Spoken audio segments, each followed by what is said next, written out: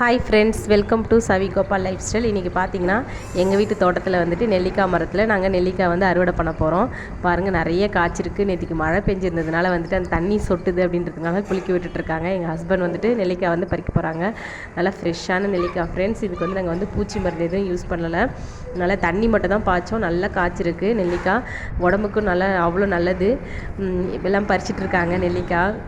ஃப்ரெஷ்ஷான நெல்லிக்காய் ஃப்ரெண்ட்ஸ். மரத்துலேருந்து நம்ம பறிக்கிறது ஃப்ரெஷ்ஷான நெல்லிக்காய். நமக்கு பாருங்கள், அழகாக திராட்சை மாதிரியே இருக்குது. நல்லா கொத்து கொத்தாக காய்ச்சிருக்கு. பார்க்கவே அவ்வளோ அழகாக இருக்குது. பறிச்சுட்டு இப்போ அடுத்தது வந்து இறங்கிட்டாங்க. இறங்கினதுக்கப்புறம் பாருங்கள், நெல்லிக்காய் வந்து எவ்வளோ நெல்லிக்காய் பறிச்சிருக்கோம். இது இல்லாமல் வந்து மரத்தில் இன்னும் நிறைய இருக்குது ஃப்ரெண்ட்ஸ். டைம் ஆகிடுச்சின்னு சொல்லிட்டு இறங்கிட்டாங்க. பார்க்கவே பாருங்களேன், ஒரு பச்சை திராட்சை மாதிரி நல்லா கொத்து கொத்தாக எவ்வளோ அழகாக இருக்குது பாருங்கள். ஃப்ரெஷ்ஷான நெல்லிக்காய். உங்களுக்கு பிடிச்சிருந்துன்னா மறக்காமல் லைக் பண்ணுங்கள், ஷேர் பண்ணுங்கள், கமெண்ட் பண்ணுங்கள், சப்ஸ்கிரைப் பண்ணுங்கள் ஃப்ரெண்ட்ஸ். தேங்க்யூ.